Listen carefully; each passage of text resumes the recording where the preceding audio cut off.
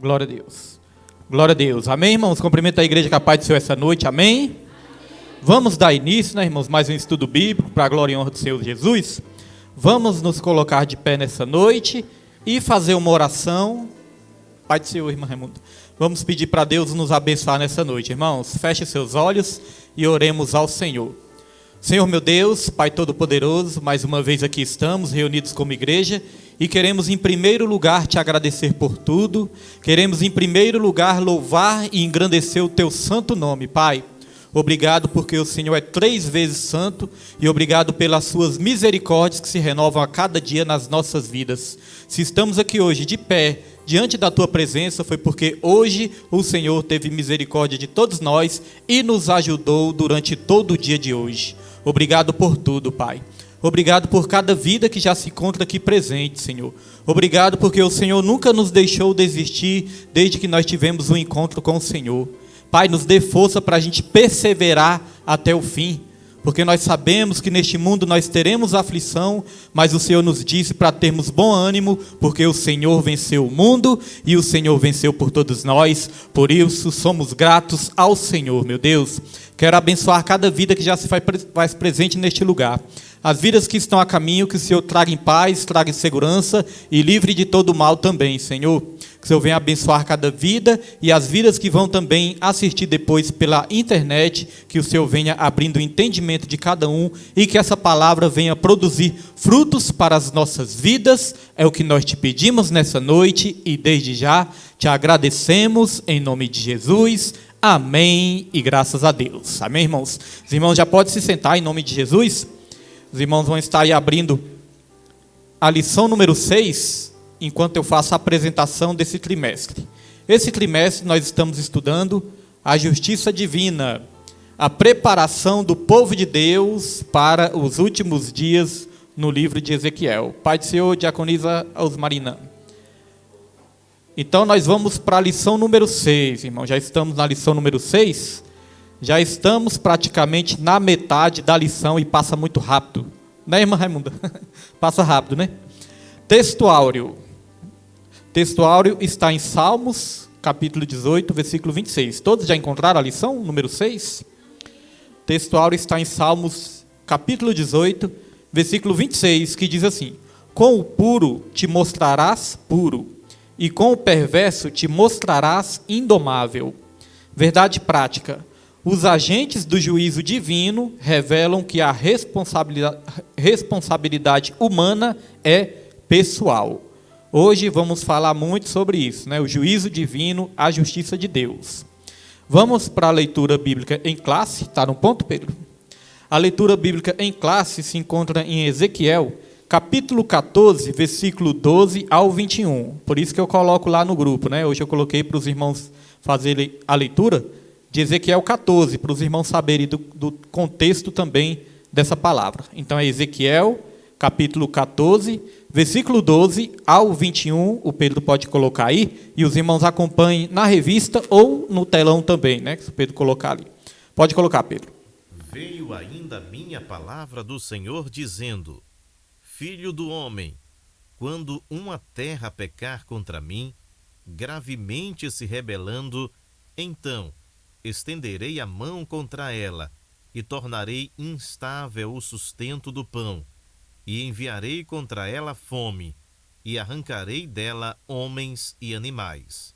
Ainda que estivessem no meio dela estes 3 homens, Noé, Daniel e Jó, eles, pela sua justiça, livrariam apenas a sua alma, diz o Senhor Jeová. Se eu fizer passar pela terra nocivas alimárias, e elas a assolarem, que fique assolada, e ninguém possa passar por ela por causa das feras. Ainda que esses 3 homens estivessem no meio dela, vivo eu, diz o Senhor Jeová, que nem a filhos nem a filhas livrariam, só eles ficariam livres, e a terra seria assolada. Ou, se eu trouxer a espada sobre a tal terra e disser: espada, passa pela terra, e eu arrancar dela homens e animais, Ainda que aqueles 3 homens estivessem nela, vivo eu, diz o Senhor Jeová, que nem filhos nem filhas livrariam, mas eles só ficariam livres.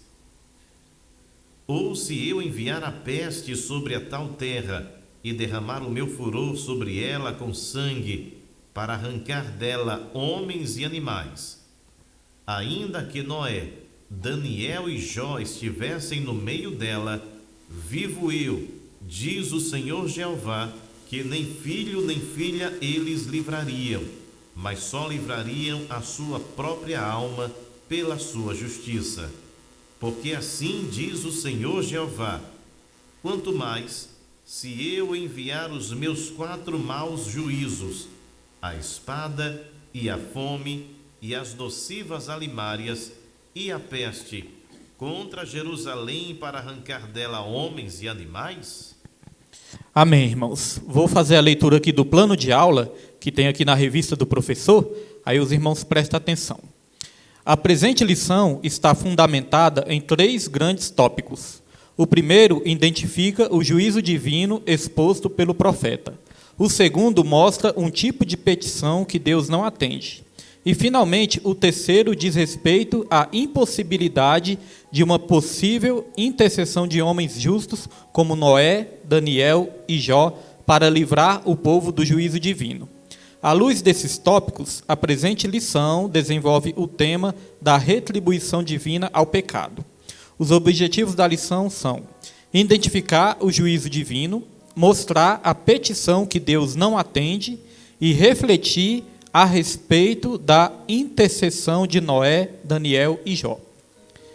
A justiça divina traz justa retribuição ao pecado. Não podemos perder o foco do perigo do pecado.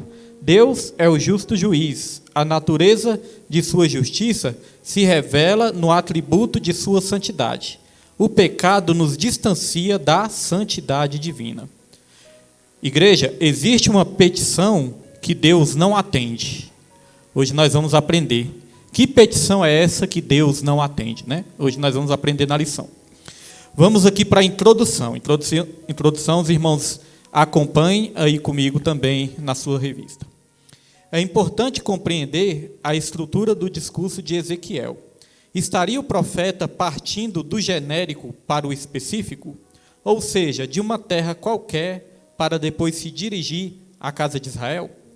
É o que parece. A primeira parte dessa palavra profética é genérica e a segunda é específica, dirigida a Jerusalém. A presente lição tem por objetivo mostrar e explicar a retribuição divina ao pecado de uma nação. Então existe, igreja, para a gente começar aqui, existe uma retribuição divina. A retribuição pelo bem, pelas boas obras que nós fazemos, é chamado na Bíblia de galardão. Nós já aprendemos muito sobre isso, que nós não somos salvos por obras. Não é nossas boas ações que vai nos dar a salvação, não. Nós podemos dizer que a salvação é por obras, mas a salvação, é pela graça. A salvação é pela graça.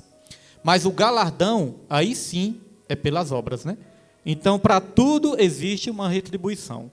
Lá em Gálatas 6, Gálatas 6, versículo 6 em diante, vai dizer que de Deus ninguém zomba, e tudo aquilo que o homem semear, isso também ceifará, ou tudo aquilo que o homem plantar, ele vai colher também. É a lei mais certa e mais justa que existe, é a lei da semeadura. Nós podemos escolher o que nós vamos plantar, mas as consequências nós não escolhemos. As consequências nós colhemos, né, irmãos? Não tem como escolher a consequência a gente colhe. Então existe uma retribuição. E para embasar isso aqui, nós já vamos para a primeira leitura aqui, primeira referência bíblica, que está em Romanos 14, versículo 11 e 12. Pedro vai colocar aí. Romanos capítulo 14, versículo 11 e versículo 12. Que diz assim, ó: porque está escrito, como eu vivo, diz o Senhor, que todo joelho se dobrará a mim e toda língua confessará a Deus. Versículo 12, Pedro. De maneira que cada um de nós dará conta de si mesmo a Deus. cada um de nós dará conta de si mesmo a Deus. Isso aí embasa uma frase que nós costumamos falar muito, né? Nós não falamos, a salvação é individual. E é verdade, irmãos, a salvação ela é individual. A caminhada é conjunta, a caminhada é coletiva, é união. Mas naquele grande dia, a salvação ela é individual. Cada um prestará conta de si mesmo para Deus.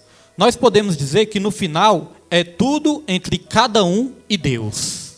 Naquele grande dia, todo joelho se dobrará. Uns vão se dobrar para confessar, né, para realmente receber ali a salvação, e outros vão se dobrar para confessar que realmente Jesus é o Senhor. Mas nem todos vão ser salvos. Uns são para salvação, outros é para reconhecer, porque não reconheceram em terra.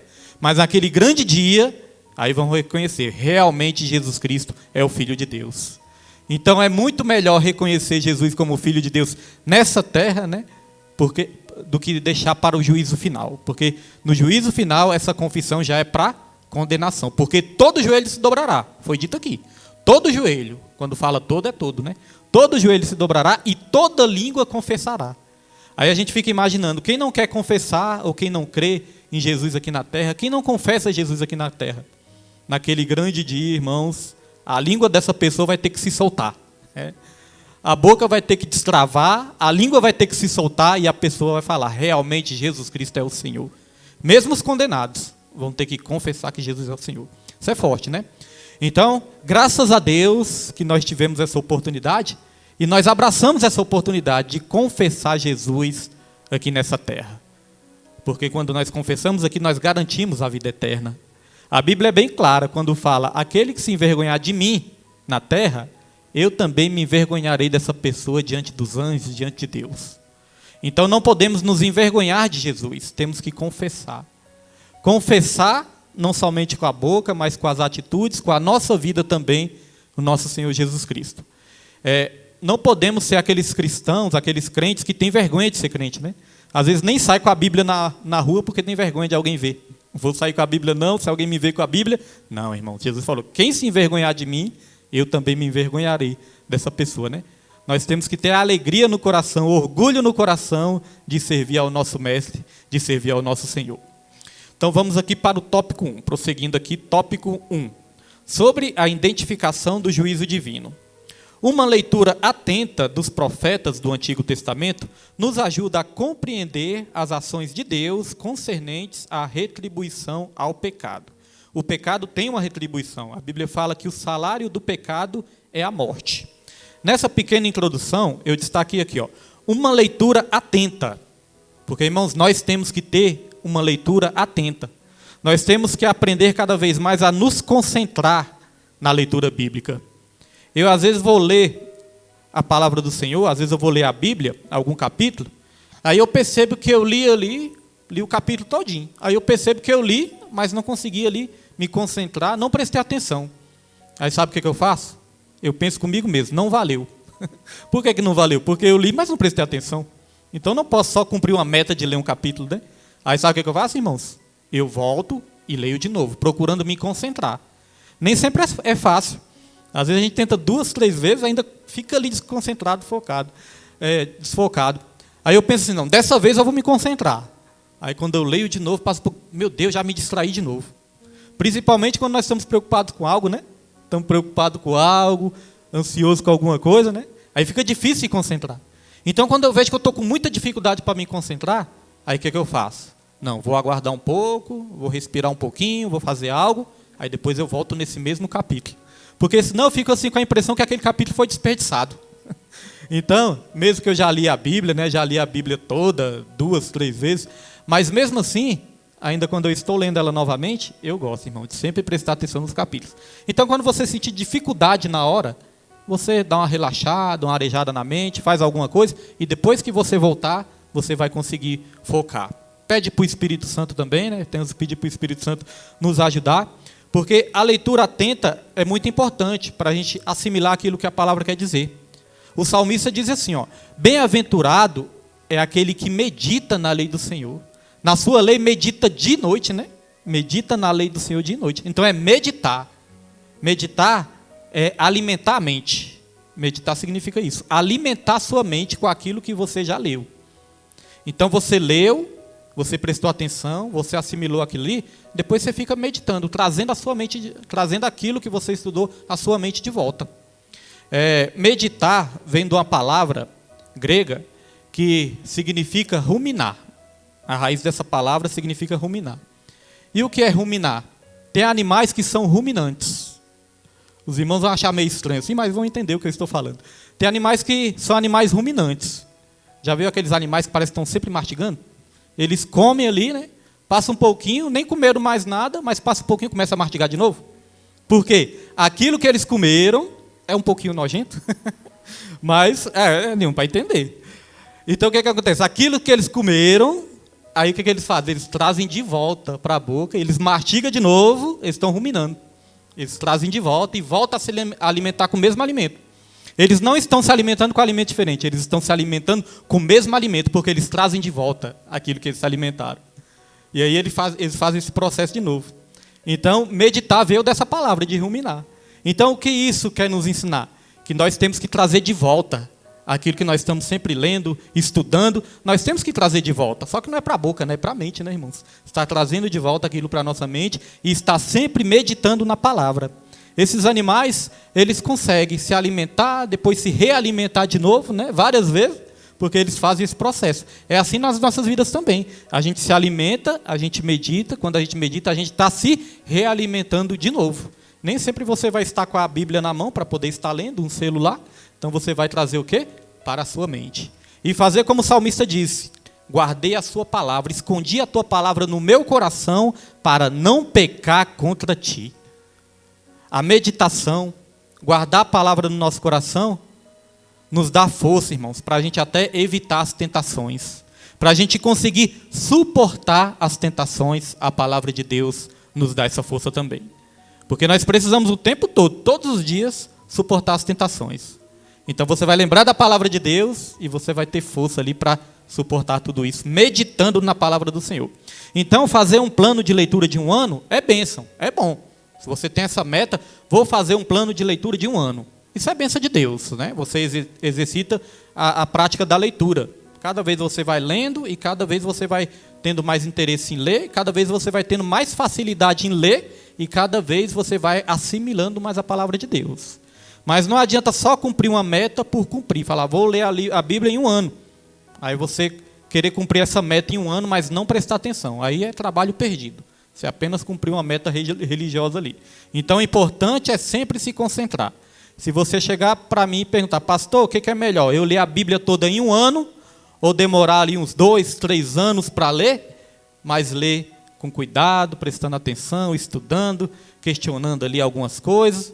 Eu digo que é melhor você demorar mais, mas se concentrar mais na leitura do Senhor, na leitura da palavra do Senhor, para não passar batido e não ficar em vão a sua leitura. Bem, meus irmãos?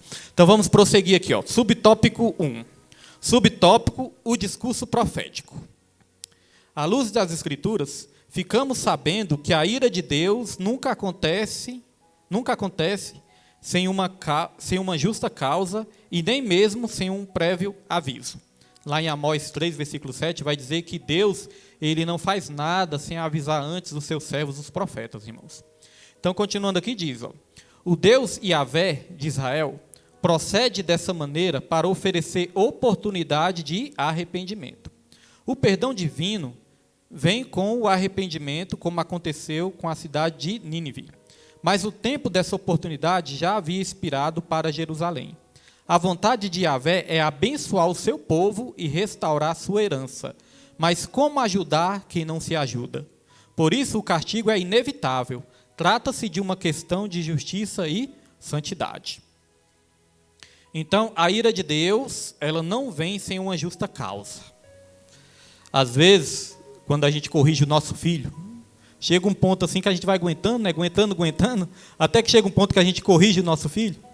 Muitas vezes nossos filhos podem dizer assim, pai, o senhor brigou comigo sem razão nenhuma, sem motivo nenhum. Às vezes nossa ira pode ser injusta. Agora, a ira de Deus nunca é injusta. A ira de Deus sempre vai ter ali uma razão para Deus se irar. E tem algo muito forte, porque a Bíblia diz que Deus é amor, mas a Bíblia diz que Deus é justiça também. E existe um salmo, irmãos, que diz que Deus ele se ira todo dia. Fala, Deus é um Deus que se ira todo dia. Mas é uma ira justa e é uma ira santa. As misericórdias do Senhor se renova a cada dia, né? Não dura para sempre, que diz os salmos, né? As misericórdias do Senhor, a ira do Senhor, perdão, não dura para sempre, né? A ira do Senhor não dura para sempre porque ele é longânimo e ele é muito rápido em perdoar. Isso a Bíblia ensina. Agora, o que acontece? Às vezes não há arrependimento, né? Quando não há arrependimento, nós vamos aprender muito isso aqui.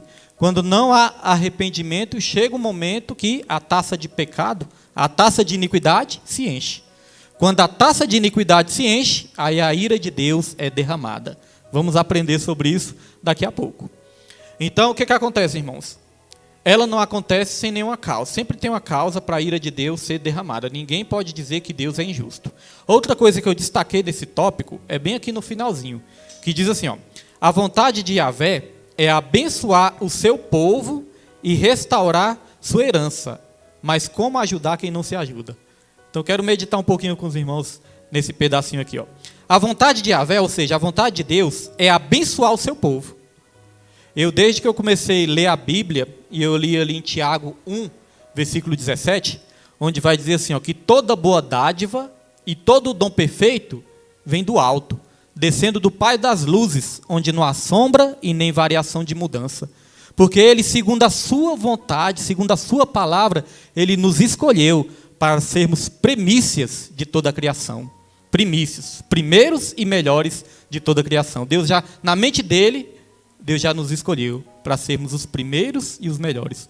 Porque se a gente olhar ali para o relato da criação, os irmãos vão ver ali Deus criando todas as coisas, Deus criando ali a terra, Deus criando, né, organizando tudo ali, botando tudo no lugar, criando as plantas, os animais. Deus criou primeiramente todos os ambientes, né, depois que criou o homem.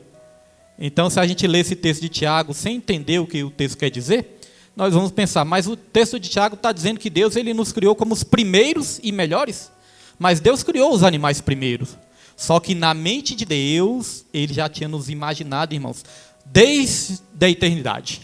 Desde a eternidade, Deus já nos tinha na mente dEle e no coração dEle. Deus já não tinha.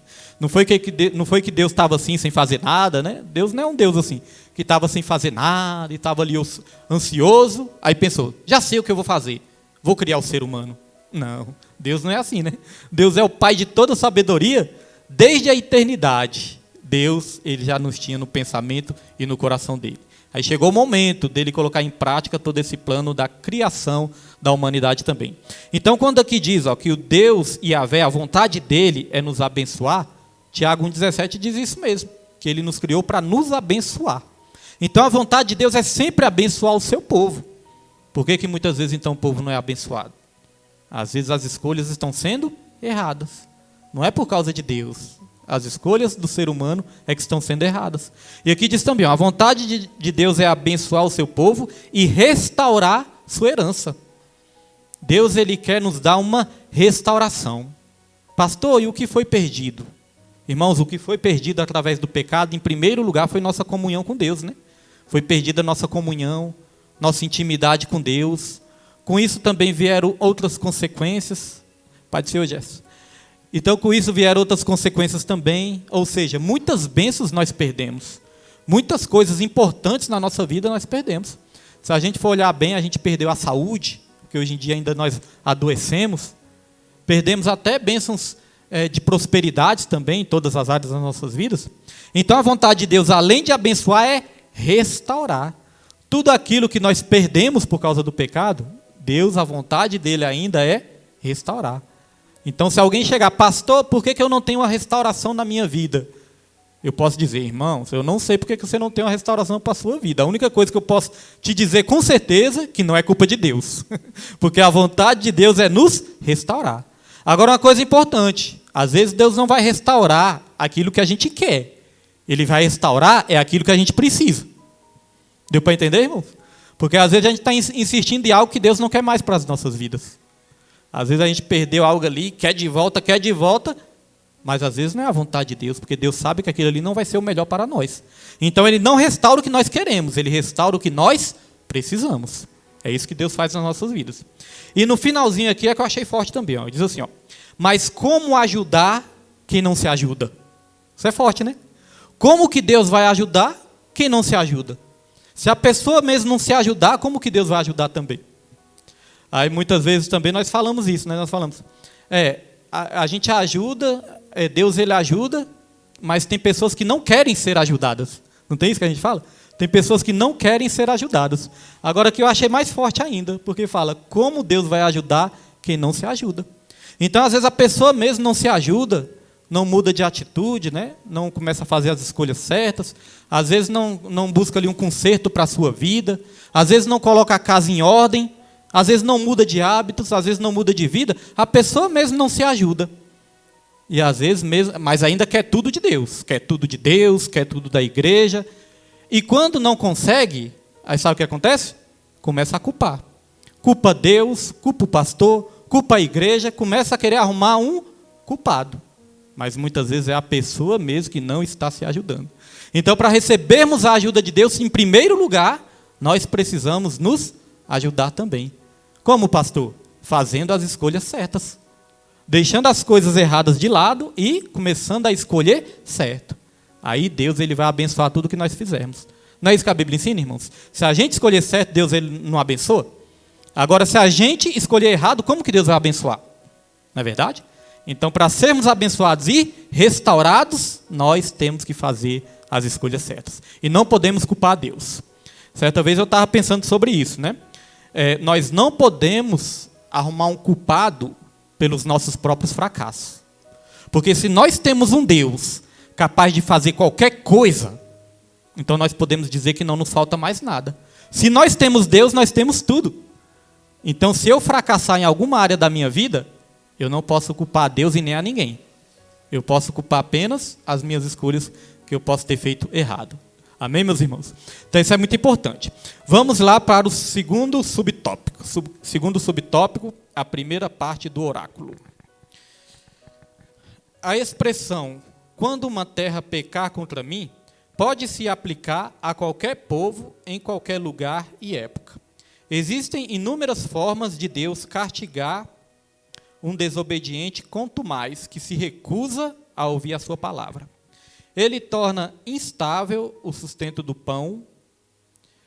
Ele torna instável o sustento do pão. Como isso é feito? A palavra profética esclarece com a carestia, fome e extermínio de seus moradores e até dos animais. Trata-se de uma grande crise econômica nacional que chamamos de recessão financeira. Então, eu destaquei aqui, existem inúmeras formas de Deus castigar um desobediente quanto mais. O que é um desobediente quanto mais? Desobediente quanto mais é aquele desobediente que nunca se conserta. Desobedece uma vez, 2 vezes, 3 vezes, 4 vezes, aí nunca quer um conserto, né? Está sempre desobedecendo. Esse é um desobediente quanto mais. Então, é aquele desobediente que se recusa a ouvir a palavra de Deus. Nós já falamos sobre essa questão de endurecer o coração, de não querer ouvir. Às vezes o orgulho não deixar aceitar a palavra, aí a pessoa endurece, não aceita a disciplina, não aceita a correção do Senhor. Então aqui fala que Deus ele castiga também, né? Porque existem as consequências das nossas escolhas erradas, mas Deus é um Deus também que disciplina. A Bíblia fala que Deus é um pai que castiga todos aqueles que ele tem por filhos. Ele corrige e ele castiga. E olha aqui, irmãos, isso eu achei forte. Porque uma das maneiras de Deus castigar um desobediente é isso aqui, Ele torna instável o sustento do pão. Ou seja, até mesmo a questão do alimento, a questão financeira da pessoa fica prejudicada quando a pessoa é desobediente quanto mais. Quando nunca quer ali se arrepender. É claro que nem toda crise financeira é por causa de desobediência, né, irmãos? Nós não estamos falando isso. Nem toda crise financeira é desobediência, porque nós somos provados em tudo que a Bíblia diz. Em todas as áreas nós somos provados. Mas tem muitas coisas na área financeira também que pode estar acontecendo por causa da desobediência. É o que a lição está ensinando. Ele torna instável o sustento do pão. E como isso é feito? A palavra profética esclarece com a carestia, fome e extermínio de seus moradores e até dos animais. Antigamente a cultura era muito de plantação, criação de animais. Então, os irmãos veem que às vezes o povo de Israel passava por isso, passava por escassez nas plantações, às vezes os animais morriam de fome também, porque não tinham plantações. E muitas vezes isso era por causa de quê? Castigo de Deus pela desobediência do homem. Então, na nossa área financeira também, nós podemos aplicar isso nas nossas vidas, né? Procurar levar uma vida de obediência, pode ser o missionário. Procurar levar uma vida de obediência, procurar uma vida aí alinhada com Deus, para que Deus possa prosperar também a nossa área financeira. E mesmo quando a gente passar por alguma crise financeira, Deus ele vai criar uma situação para prover tudo aquilo que nós precisamos. Porque a palavra do Senhor fala lá no Salmo 127, que aos seus amados ele dá, né, o alimento, até mesmo quando esses estão dormindo, descansando. Agora, se a pessoa for desobediente, vai comer o pão de dores. É o que a Bíblia diz também. Então, aqui no finalzinho eu destaquei também. Trata-se de uma grande crise econômica nacional que chamamos de recessão financeira.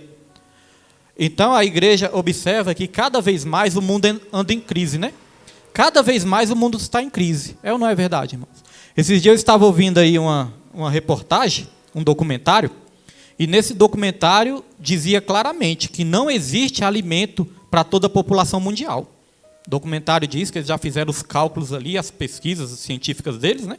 E disseram que não existe alimento suficiente para a população mundial. Existem pessoas, nesse exato momento, ainda morrendo de fome. Existem lugares que até está tendo muito dinheiro. Está tendo dinheiro, às vezes até no caso da Venezuela, né, desses países aí, eles começaram o quê? Eles começaram, como é que fala, irmãos? Imprimir dinheiro, né? Imprimir dinheiro. Começaram a imprimir dinheiro. Chegaram a um ponto que eles imprimiram tanto dinheiro, mas criou ali uma inflação, criou ali uma recessão tão grande que eles estavam achando dinheiro no meio da rua. Só que esse dinheiro aí tinha que juntar um saco desse tamanho para conseguir comprar um pãozinho. Um pãozinho, né, para comer, e às vezes não achava para encontrar. Então, tinha muitos lugares que tinha ali o dinheiro de papel, mas não tinha o alimento. Então, muitas vezes, o problema não vai ser nem a falta ali do dinheiro físico, de papel, nem nada. Vai ser o material, né, a matéria orgânica, o alimento, para se comprar.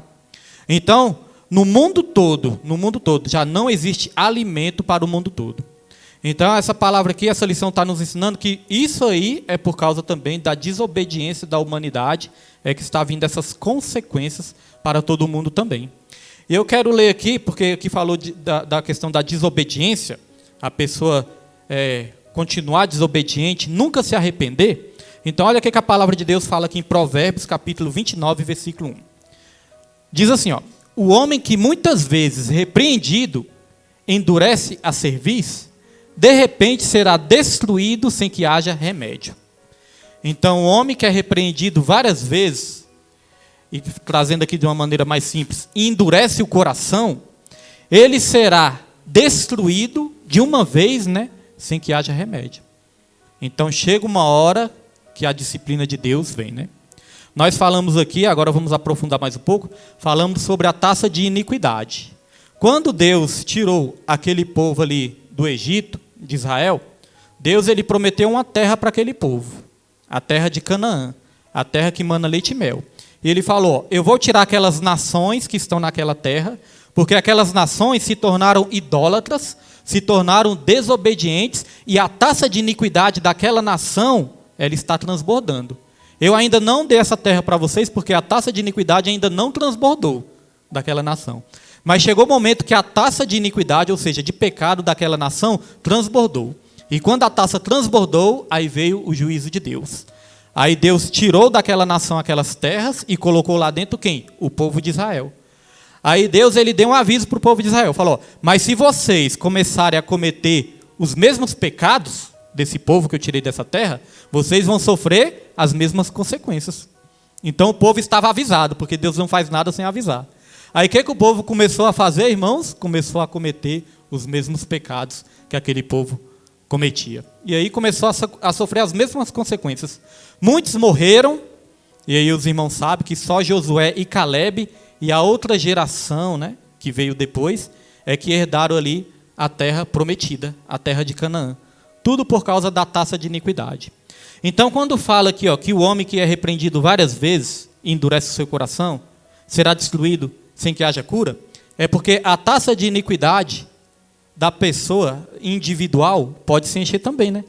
Então a Bíblia fala de uma pessoa individual, a taça de iniquidade pode se encher. A Bíblia fala de cidades, que a taça de iniquidade se encheram também de cidades. Sodoma e Gomorra foi destruída por quê? Por causa que a taça de iniquidade chegou no limite. E o que é a grande tribulação? Quando nós vamos lá para Apocalipse, que nós vamos ver aqueles flagelos todos, né? Aquelas destruição toda lá em Apocalipse. O que é o Apocalipse? O que é a grande tribulação? A grande tribulação é a taça de iniquidade da humanidade que vai se encher ali, aí vai ser exercido o quê? O juízo de Deus, a taça de iniquidade da humanidade. Então, há um limite para o pecado. Às vezes a gente pensa assim, Deus, ele sempre perdoa. Deus, ele sempre está disposto a perdoar. Mas se eu não me arrepender, há um limite para o pecado, irmãos. O pecado tem um limite. O salário do pecado é a morte. Salário geralmente, né? Geralmente é algo que a gente recebe o quê? Depois que trabalha, né? Depois que trabalha, recebe o salário, né? Geralmente é assim, né? Em alguns casos, pouquíssimos casos, se paga ali adiantado, mas geralmente salário é algo que a gente recebe depois. Então não é na hora. Aí o perigo é isso, que a Bíblia fala, o salário que você vai receber pelo pecado, né? Agora não, por enquanto está tudo bem, mas depois esse salário vem. Então, esse cuidado nós temos que ter. Quero ler outra referência também, Salmos 95, versículo 7 e versículo 8. Salmos 95, versículo 7 e 8. Diz assim, porque Ele é o nosso Deus, e nós, povo de seu pasto, e ovelhas da sua mão. Se hoje ouvirdes a sua voz, pode passar, Pedro, não endureçais os vossos corações, assim como na provação e como no dia da tentação no deserto. Então, se hoje ouvirdes a voz do Senhor, nós não podemos fazer o quê? Endurecer o coração. Eu gosto muito quando fala isso, né? Se hoje. Então é algo que nós temos que fazer hoje. Então nós não podemos deixar para ter um conserto nas nossas vidas amanhã, depois, porque nós não sabemos o dia de amanhã. O dia que nós ouvimos a palavra de Deus já é o dia que tem que provocar ali um arrependimento e a gente já começar a praticar a palavra de Deus em obediência. Até aí tudo bem, irmãos? Até aí tudo bem?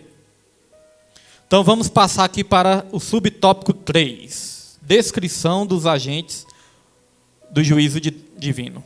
Descrição dos agentes do juízo divino. É Yahvé quem manda as chuvas e fertiliza a terra e os campos. Ao invés de agradecer a Deus, eles agradeciam as abençoadas colheitas a Baal. A seca era um sinal visível do castigo divino. A espada, linguagem figurada para designar a guerra, também resulta em fome e peste. A fome é uma referência à escassez de alimento provocada pela destruição da produção agropecuária. A peste é resultado da epidemia causada pelas mortes nos campos de batalha. Mas no versículo 21, o profeta acrescenta a figura dos animais ferozes. No versículo 21, o oráculo inclui Jerusalém como destinatária da profecia, de modo que podemos afirmar que essa palavra profética era para qualquer nação e época. Isso aqui nós já falamos várias vezes nos estudos anteriores, que todas as profecias ali no livro de Ezequiel estava falando para o povo daquela época, mas serviria também para as nações futuras.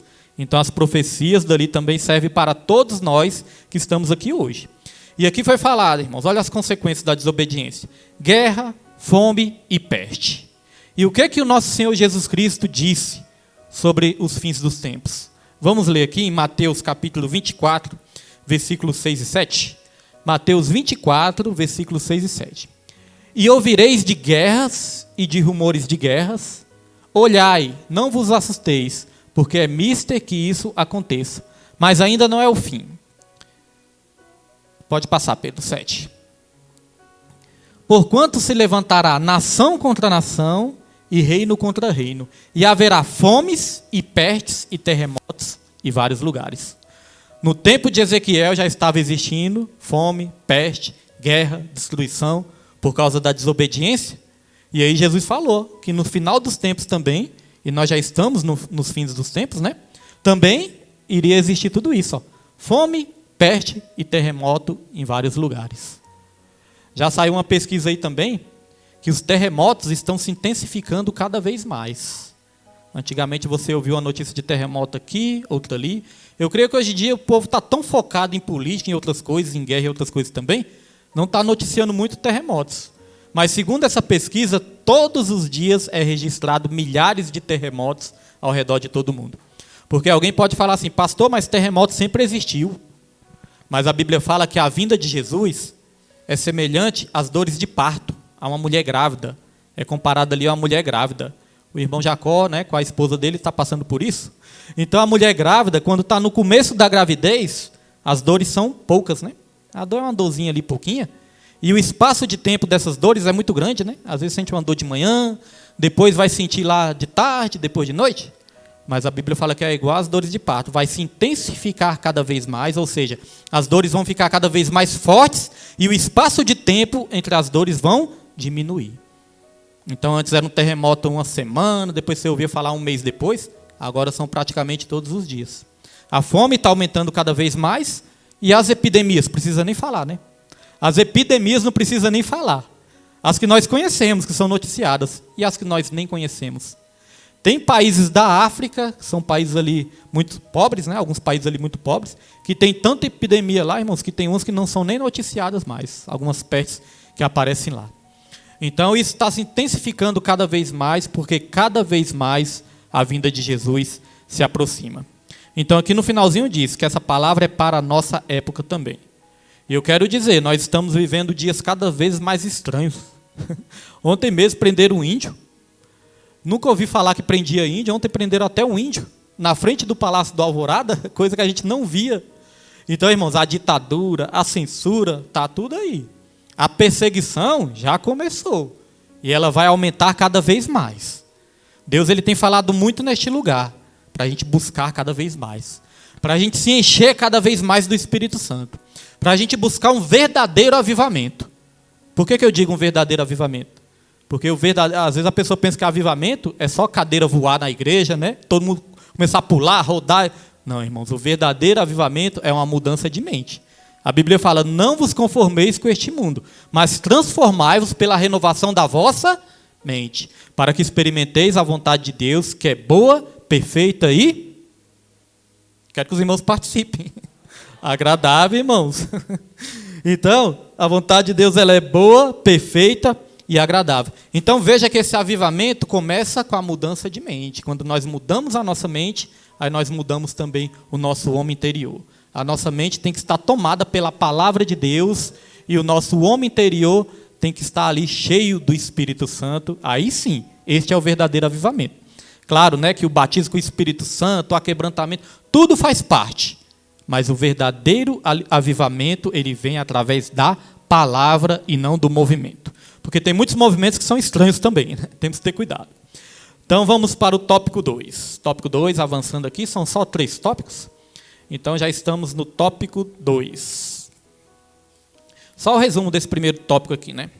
Deus não executa o seu juízo sem uma justa causa, nem mesmo sem prévio aviso. Então, além dele executar de uma causa justa, ele ainda avisa antes. Antes de executar, ele avisa. Já avisou para o seu filho assim? Menino, se você continuar fazendo isso, você vai levar uma surra. A gente não avisa para o nosso filho? Se você continuar fazendo isso, você vai levar uma surra. Às vezes, quando o pai é muito mole assim, o pai deixa para lá, né? O pai só ameaça. Não vejo a hora de te dar uma surra. Não vejo a hora de te pegar. E às vezes nunca pega. Às vezes fica só na ameaça.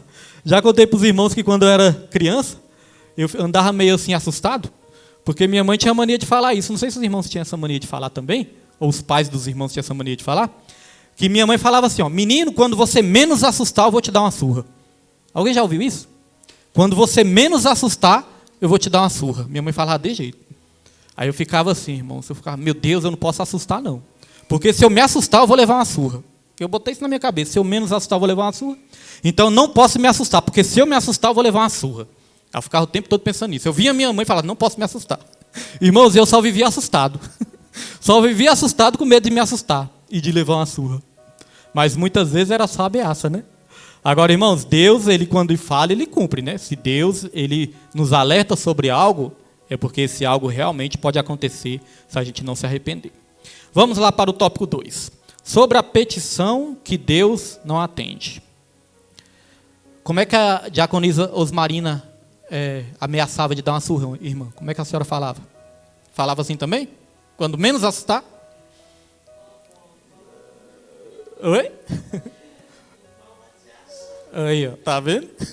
Quando menos esperar, o pau vai te achar. Meu Deus do céu. E alguns usavam as varinhas, né? Varinha de goiabeira. Meu Deus, ainda bem que essa época, essa fase aí de goiabeira eu não peguei, não. Mas a de cinto eu peguei, irmãos. Então vamos lá.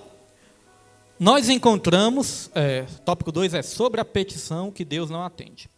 Nós encontramos em Jeremias e Ezequiel duas situações hipotéticas de orações intercessórias de justos que Deus não atende. O exemplo de Moisés e Samuel, o de Noé, Daniel e Jó. Então nós falamos aqui no começo que hoje nós vamos aprender que existe uma intercessão que Deus não atende. Existe uma oração que Deus não atende. Nós vamos aprender qual é. Subtópico 1. Exemplos de intercessão pelo pecador.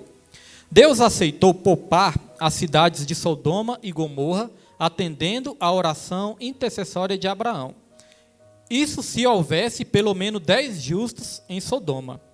Moisés e Samuel, 2 baluartes de Israel, foram atendidos nas petições em favor do povo nos casos de pecados e rebeliões. Estão aí as referências, né? Deus perdoou o povo reiteradas vezes. Israel se rebelou contra Deus ainda no Sinai, com o culto do bezerro de ouro. Mas Deus perdoou-os e renovou o concerto com os israelitas. Inspirado nessas experiências dos homens de Deus, que oramos uns pelos outros e intercedemos pelos pecadores para que eles se arrependam e venham a Cristo. Então o que acontece? Deus ele estava ali ameaçando de destruir Sodoma e Gomorra, e aí quando Abraão intercedeu, Abraão falou assim: Senhor, se tiver 10 justos nessa cidade, se tiver 50 justos, né, começou com 50, se tiver 50 justos, o Senhor não destrói a cidade? Aí Deus falou: se tiver 50 justos, eu não destruirei. Então Deus ali ele prometeu que se tivesse um justo ali, 50 justos, ele não destruiria. Aí Abraão continuou, né? E se tiver 40? Se tiver 40, eu perdoarei. Só que não tinha 40. Não tinha nem 40 justos lá. E se tiver 30? Se tiver 30, eu perdoarei. E se tiver 20? Eu, quando estava lendo esse texto as primeiras vezes, eu pensava: nossa, mas Abraão era insistente, hein? Abraão era chato, né? Ele não tinha medo de Deus dar uma bronca nele, não?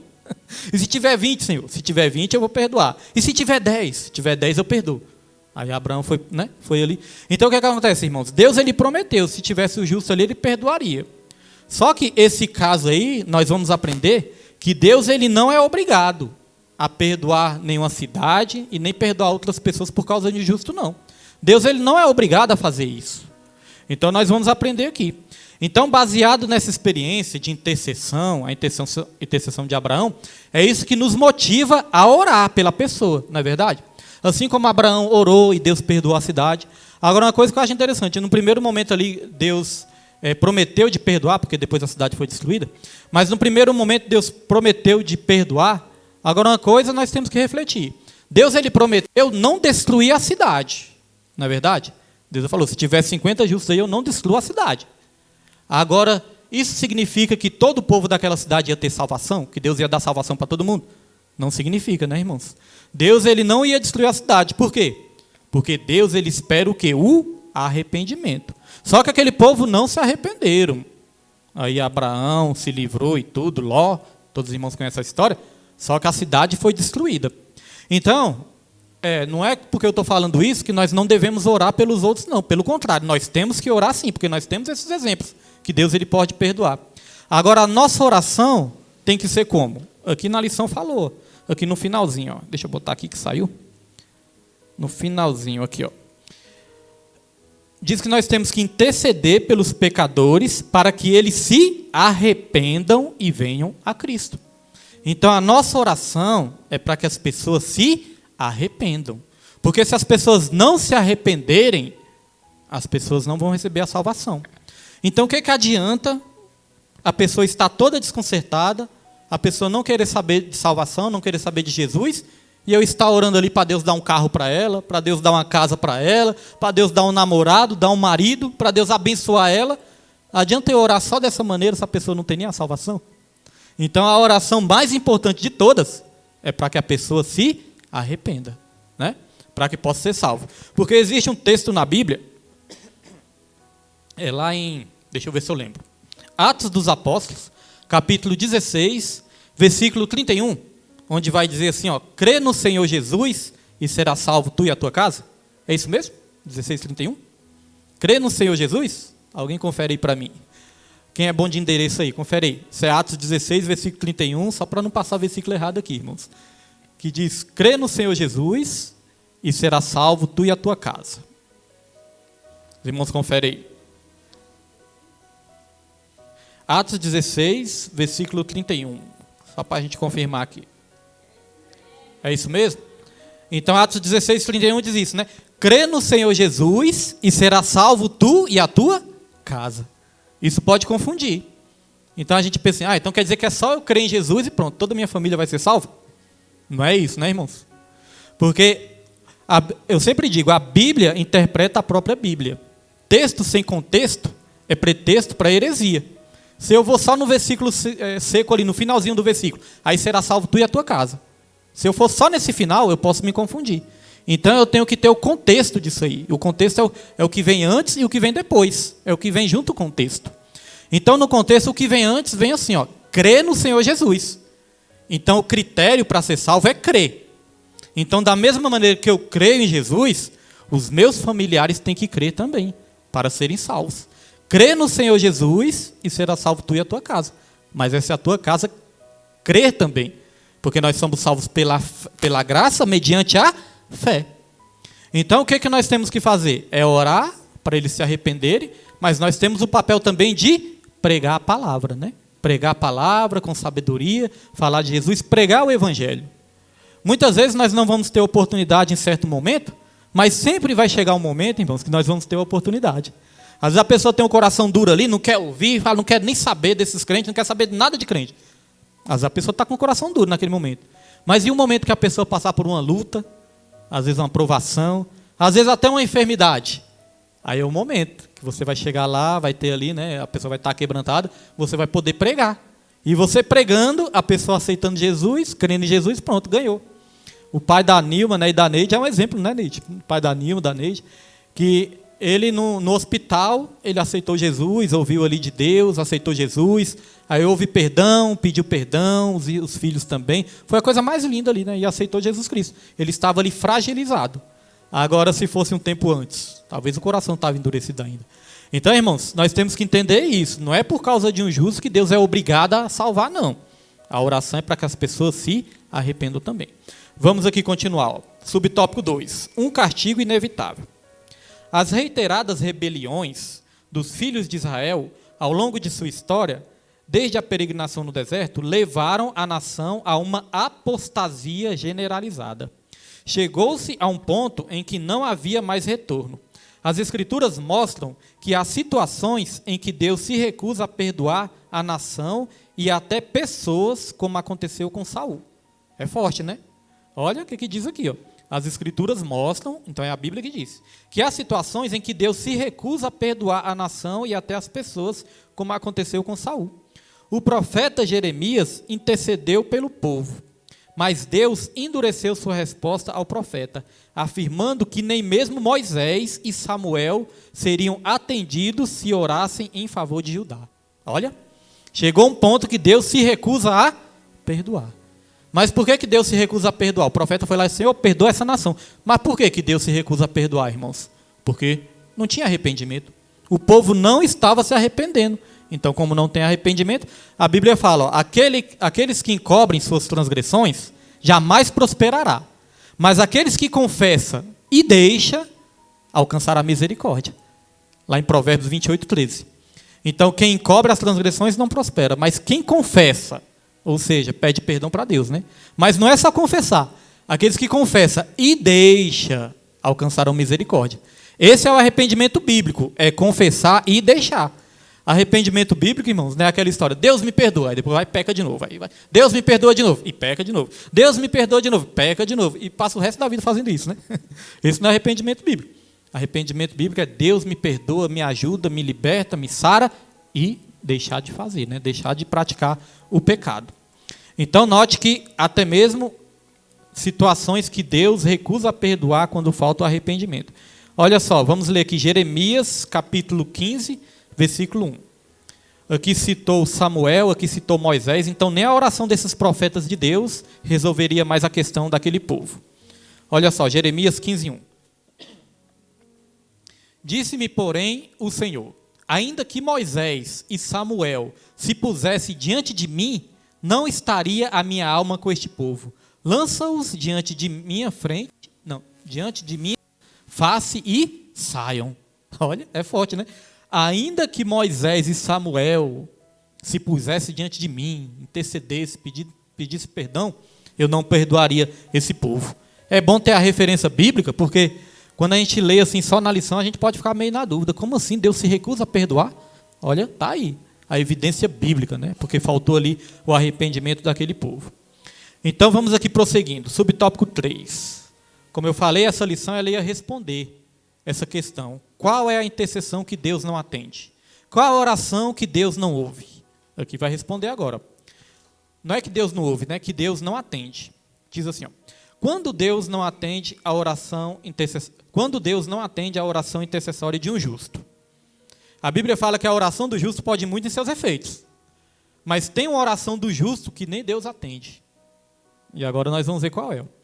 A Bíblia ensina que a oração feita por um justo pode ir muito em seus efeitos. Mas quando o pecado ultrapassa todos os limites, Deus não atende tais orações intercessórias. O pecado para a morte, na linguagem do apóstolo João, é a apostasia total, tanto individual quanto coletiva, que se aparta da fé e abjura o seu Deus. Isso é diferente do pecador que se arrepende. A apostasia é negar a fé que antes defendia. Isso acontecia reiteradas vezes em Israel, mas no período final do reino de Judá, não havia mais remédio senão o juízo divino sobre a cidade de Jerusalém. Olha, irmãos, eu vou até voltar aqui no subtópico 2 rapidinho, porque eu marquei algo aqui que eu esqueci de comentar, que no subtópico 2, bem no comecinho, vai dizer assim, ó, as reiteradas rebeliões dos filhos de Israel ao longo da sua história, desde a peregrinação no deserto, levaram a nação a uma apostasia generalizada. Então veja que a apostasia se generalizou, acabou atingindo ali todo o povo. Então, o que aconteceu para esse povo cair na apostasia? Antes de responder isso, aqui no subtópico 3, no finalzinho, vai explicar o que é apostasia. Então, o que é apostasia, irmãos? Aqui diz, ó, a apostasia é negar a fé que antes defendia. Essa é uma definição muito boa para a gente entender, né? A apostasia é a pessoa negar a fé que antes ela defendia. Ou seja, a pessoa tinha fé e depois, quando a pessoa cai na apostasia, ela começa a negar a fé. Agora eu quero fazer uma pergunta aqui para a igreja, uma pergunta para os irmãos. Pode ser, pastor. Quero fazer uma pergunta aqui para os irmãos, uma pergunta para a igreja. Se aqui está dizendo que a apostasia é negar a fé que antes defendia, então a apostasia, irmãos, ela atinge quem? O crente ou o ímpio? O crente.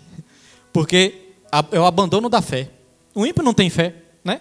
Ou às vezes tem fé em outras coisas aí, acredita em outras coisas, mas não tem fé em Deus. Então a apostasia, olha, isso é um perigo. A apostasia, ela atinge o crente, não é o ímpio não, porque o ímpio já está incrédulo aí, o coração já está endurecido. A apostasia atinge o crente. É por isso que nós não acreditamos. Existe uma doutrina que diz que uma vez salvo, salvo para sempre. Existe essa doutrina que diz isso, uma vez salvo, salvo para sempre. Que a salvação não se perde, né? É claro que nós entendemos também que a salvação não é aquele negócio que você... hoje você tem, amanhã você não tem, hoje você tem, amanhã você não tem de novo. Não é isso, né? Mas a Bíblia fala claramente que nós corremos o risco de cair na apostasia. Então, nós temos que vigiar. A Bíblia fala o tempo todo, vigiar e orar, vigiar para que não entreis em tentação, cuidado para não cair da fé. A Bíblia está falando o tempo todo. aqueles que retrocedem, Deus não tem prazer nele. Aqueles que recaíram uma vez, é impossível renovar, recaíram várias vezes, né? É impossível renovar para o arrependimento. Agora veja que aquele povo, eles caíram na apostasia. E o que levaram eles a cair na apostasia? Ó, as reiteradas rebeliões. Então o povo era um povo rebelde. É um povo que estava sempre se rebelando. E de tanto o povo se rebelar, o coração endureceu e o povo acabou abandonando a fé que antes tinha. Está vendo o perigo da rebelião? Está vendo o perigo da desobediência? Se nós, como cristãos, irmãos, nós formos aqueles crentes rebeldes, desobedientes, que nunca vamos querer aceitar a correção, nunca vamos querer aceitar a disciplina, nós corremos o risco de endurecer o coração e cair no pecado da apostasia. Por isso que é importante, ó, ouvir a palavra, aceitar a disciplina, aceitar a correção, para que o nosso coração não se endureça e a gente não caia nesse pecado da apostasia. A Bíblia fala claramente, a Bíblia fala claramente, irmãos, que antes do anticristo chegar, né, antes da vinda do anticristo, a apostasia ela vai estar geral. A apostasia ela vai estar geral, ou seja, vai se generalizar. Meu Deus do céu. Mosquito chato. Então, a apostasia é um sinal evidente também da vinda do anticristo e da grande tribulação. Do arrebatamento também, né? O apóstolo Paulo fala lá em 2 Tessalonicenses, diz o seguinte, ó, está falando ali sobre arrebatamento, fala, ó, isso não acontecerá sem antes vir a apostasia. E Jesus Cristo ele falou assim, ó, quando o Filho do Homem vier sobre a terra, porventura encontrará fé? Então todo cristão corre esse risco de cair no pecado da apostasia, por isso nós temos que ter muito cuidado, muita vigilância. Deus até está me dando uma palavra, vamos ver se a gente desenvolve ela até domingo, ver se Deus confirma da vontade de Deus, que está falando lá em Hebreus, né, a importância de congregar, a importância de perseverar, ter confiança, ter fé, para que a gente não retroceda.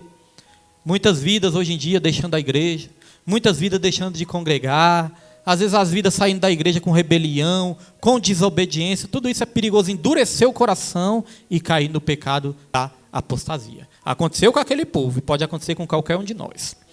Vamos lá, subtópico 3, é isso? Subtópico 3? Oi? Já li o 3?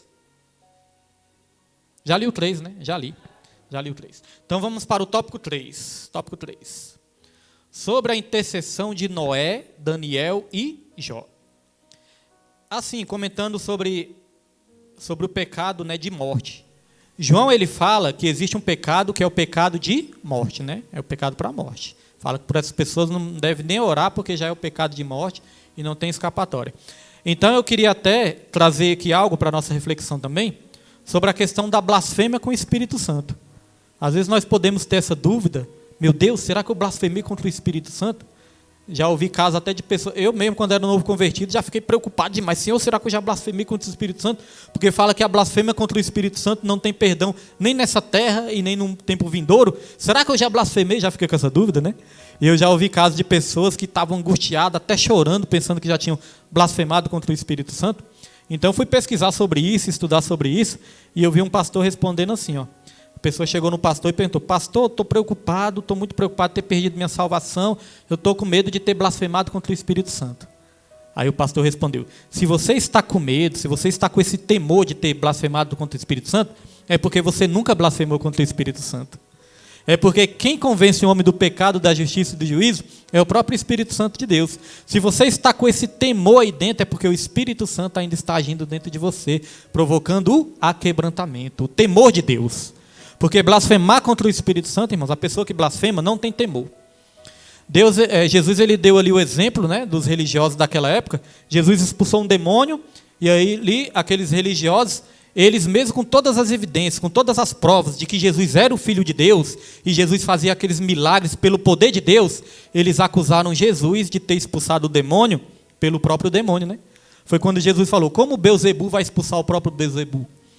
O reino dividido contra si mesmo não prospera. O demônio não pode expulsar o demônio. Como é que o demônio vai expulsar o demônio, né?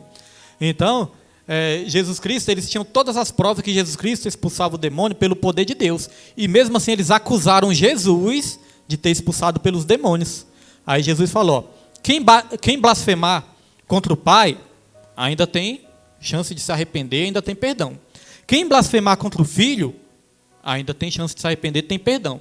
Agora, quem blasfemar contra o Espírito Santo, esse não tem perdão. Nem neste mundo e nem no mundo vindouro. Aí surge a dúvida, como é que é isso? O Pai, o Filho e o Espírito Santo é um só Deus? Então por que pode blasfemar de um e não pode blasfemar do outro? Pode blasfemar do Pai que tem perdão, blasfema do Filho que tem perdão, mas do Espírito Santo não tem perdão, por quê? E aí eu fui estudar e fui entender isso. Porque, irmãos, quando Deus se revelou no Antigo Testamento, o povo ainda tinha uma oportunidade de conhecer a Deus, se arrepender dos seus pecados, né? Deus primeiramente se revelou, deu uma chance para aquele povo. Depois veio o Filho, nosso Senhor Jesus Cristo. Quando veio o nosso Senhor Jesus Cristo, aquele povo ainda tinha a oportunidade de se arrepender também, crer no Filho, né? Se arrepender. Mas depois do Filho, o Filho morreu e o Filho se ascendeu aos céus. Depois do Filho, aí veio o Espírito Santo. Ou seja, o Espírito, e depois do Espírito Santo não vai vir mais ninguém. Quando Jesus vir, já é para arrebatar, já é para o juízo. Então, depois do Espírito Santo, não vem mais ninguém. O Espírito Santo é a última chance da humanidade, irmãos. O Espírito Santo é a última chance da humanidade. Deu para entender agora? Blasfemou contra o Pai, ainda tinha perdão. Blasfemou contra o Filho, ainda tinha perdão. Agora, o Espírito Santo é a última chance da humanidade. Se blasfemar contra o Espírito Santo, já não tem mais perdão. Entenderam agora o que é blasfemar contra o Espírito Santo? Blasfemar é negar a obra de Cristo. É negar a obra da cruz. É dizer que a obra de Deus não é de Deus e negar o Espírito Santo do Senhor que está nessa terra, habita em cada um de nós, mas está nessa terra também para convencer o homem do pecado, da justiça e do juízo. Então, isso é a blasfêmia contra o Espírito Santo. E quantos não estão blasfemando? Ano após ano blasfemando contra o Espírito Santo, né? Escarnecendo de Jesus, escarnecendo do Espírito Santo. Então, isso é um perigo muito grande. Vamos lá para o tópico 3 para a gente encerrar. Sobre a intercessão de Noé, Daniel e Jó. Estava chegando o tempo em que nem com a intercessão de Moisés e Samuel o povo seria poupado. Ezequiel refuta o imaginário popular de que Deus é obrigado a tolerar o pecado do povo por causa dos justos da cidade. Então veja isso, né? Nós comentamos isso aqui. Ezequiel, ele tirou, né, do imaginário das pessoas essa ideia de que Deus era obrigado a perdoar o povo por causa de um justo. Então, aquilo que nós trouxemos para aplicar nas nossas vidas. Temos que orar pela nossa parentela, pelos nossos familiares, por aqueles que não estão na presença de Deus. Orar para que eles se arrependam e entreguem sua vida por completo para Jesus. Ninguém vai ser salvo porque eu sirvo a Deus. Eu sirvo a Deus, minha família vai ser salva. Ninguém é salvo por isso, né? Como nós dizemos aqui no comecinho, a salvação ela é individual. Crer no Senhor Jesus e será salvo tu e a tua casa, mas o requisito é crer em Jesus. Subtópico 1. Por que o povo rejeitou os profetas? A geração dos profetas Jeremias e Ezequiel conhecia o relato da destruição de Sodoma e Gomorra. Se apenas 10 justos são suficientes para Deus poupar a cidade, por que destruiria Jerusalém com um número maior de justos? Então a pergunta deles era essa. Se por apenas 10 justos Deus já ia poupar, então imagine essa cidade aqui que é cheia de justos. Eles pensavam isso. Essa era uma das razões pelas quais a maioria não acreditava no juízo divino anunciado pelos profetas. Esse argumento pode explicar por que Ezequiel afirma que ainda que estivessem no meio dela estes 3 homens, Noé, Daniel e Jó, eles pela sua justiça livrariam apenas a sua alma. Então Deus falou assim, eles pela sua justiça livrariam apenas a sua alma, não livraria o povo todo. E no finalzinho diz aqui, esse oráculo está entre os mais severos. Veja que todas as vezes que os 3 justos são mencionados, vem acompanhado da chancela de autoridade espiritual, diz o Senhor Jeová, ou vivo eu, diz o Senhor Jeová. Então, o que está nos ensinando aqui essa lição, irmãos? O que essa lição está nos ensinando? Essa lição está nos ensinando uma coisa que o próprio Ezequiel foi usado por Deus para escrever nos seus livros. E o que é? Está aqui em Ezequiel, capítulo 18, versículo 20. Ezequiel, capítulo 18, versículo 20. Olha só o que diz aqui. A alma que pecar, essa morrerá. O filho não levará a iniquidade do pai, nem o pai levará a iniquidade do filho. A justiça do justo ficará sobre ele, e a impiedade do ímpio cairá sobre ele. A alma que pecar, essa morrerá. Então, o meu filho, né, ele pode ser santificado através da minha vida, mas ele não pode herdar a minha santificação. Ele tem o papel de se santificar também. Ou se fosse o contrário, meu filho está na presença de Deus e eu não estou. Eu não teria como herdar, adquirir a santidade do meu filho.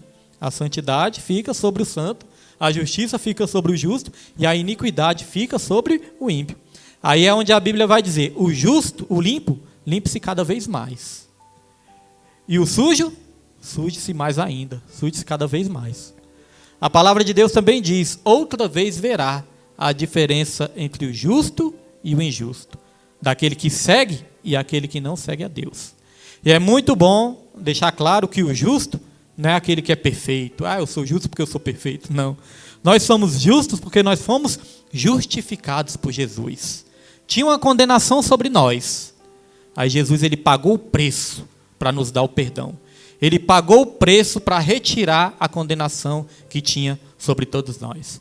A Bíblia fala sobre a graça e sobre a misericórdia de Jesus. A Bíblia fala sobre esses dois atributos, graça e misericórdia. E o que é graça? Graça, irmãos, é quando nós recebemos aquilo que nós não merecemos. É quando a gente recebe aquilo que nós não merecíamos receber. Isso é graça. E o que é misericórdia? Misericórdia é quando nós deixamos de receber aquilo que era para a gente receber. Porque o que era para a gente receber? A condenação. Então Deus deixa de aplicar isso sobre as nossas vidas. Isso é misericórdia. E graça é quando Ele nos dá algo que nós não merecemos. Eu acho até interessante que uma vez eu vi uma pregação, eu achei forte isso, e é verdade, né?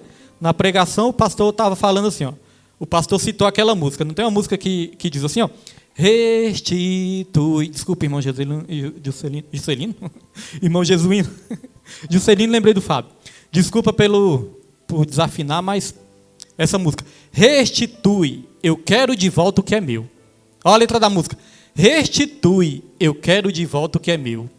Aí o pastor falou isso, não peça isso não, meu filho, oh meu Deus, não peça isso não, eu quero de volta o que é meu. Desde que a humanidade caiu, irmãos, o que o homem merecia? O homem merecia era condenação. Então, desde que houve a queda, irmãos, se Deus fosse restituir o que era nosso desde a queda ali, o que é nosso, o que era? A condenação. Então, temos que ter cuidado, né, com aquilo que a gente pede, porque a gente pode até conseguir. Então, essa questão, irmãos, essa questão que a alma que pecar, essa também é que morrerá, é que está nos ensinando aqui. Vamos lá, prosseguir, subtópico 2. Subtópico 2 vai dizer, Noé, Daniel e Jó. Por que Daniel? Há quem se surpreenda em ver o nome de um jovem entre dois grandes e antigos patriarcas. Mas a pergunta deveria ser invertida. Por que Daniel era judeu, mas Noé e Jó não eram israelitas e viveram muito tempo antes da... Peraí, deixa eu ler aqui que eu estou lendo tudo errado. Vamos de novo. Por que Daniel? Há quem se surpreenda em ver o nome de um jovem entre dois grandes e antigos patriarcas. Mas a pergunta deveria ser invertida, pois Daniel era judeu, mas Noé e Jó não eram israelitas e viveram muito tempo antes da formação do povo de Israel. Porém, eram exemplos de justos, reconhecidos de todo o povo, pois adoraram e serviram o mesmo Deus Yahvé de Israel, Criador dos céus e da terra. E está aqui as referências, né? Mas somente a justiça de Cristo é extensiva a todos os pecadores que crerem.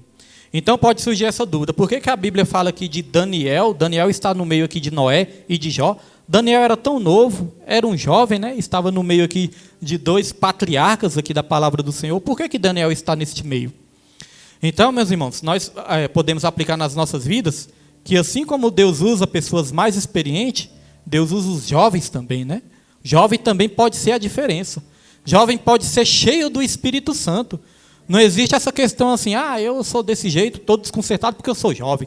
Não, irmãos, jovem também pode ser a diferença. Pode fazer a diferença. Daniel, ele foi para uma terra distante, foi para uma terra estrangeira, uma terra até mesmo inimiga, uma terra idólatra, cheia de pecados, mas ali ele resolveu não se contaminar com os manjares daquela terra. Ele foi honrado por Deus, ele se tornou até mesmo governante, um dos governantes ali, né, daquela terra ali, fez parte ali do governo daquela terra também, e era jovem. Daniel, ele foi para o cativeiro babilônico em 605 a.C. 4 anos depois, nisso Ezequiel já estava exercendo o seu chamado, 4 anos depois, aí Ezequiel também foi exilado para a Babilônia. Então, apesar de Ezequiel estar ali contemporâneo de Daniel, né, Daniel já estava tendo experiência lá com o cativeiro. E aí ele foi citado também como alguém que fez a diferença. Então, está vendo? Tanto aquela pessoa mais experiente, como aquela pessoa mais jovem também, pode fazer a diferença, irmãos, e ser lembrado por Deus por toda a eternidade. Daniel até hoje, quando fala do livro de Daniel, todos conhecem a história de Daniel. Daniel na cova dos leões, Daniel que não se prostrou diante do rei Nabucodonosor, Daniel, né, que estava ali com Sadraque, Mesaque e Abidnego, não comeram dos manjares do rei. Então todos conhecem a história de Daniel, e não importa a idade, todos podem conhecer a sua história também, se você se deixar ser usado por Deus. É isso que a palavra de Deus nos ensina. Então, subtópico 3, para encerrar, o profeta Daniel. Nos últimos tempos, tem surgido questionamentos sobre a identidade do Daniel apresentado nesse trio de justos. São 2 os argumentos para explicar não ser o profeta Daniel da Bíblia. Primeiro, a grafia do nome que Ezequiel emprega, não vou ler, né, que é em grego, em hebraico, né, o Antigo Testamento foi em hebraico. Não é como Daniel, usada no livro de Daniel. E segundo, o fato de ser muito jovem para ser contado entre os 2 patriarcas antigos. Mas muitos expositores do Antigo Testamento,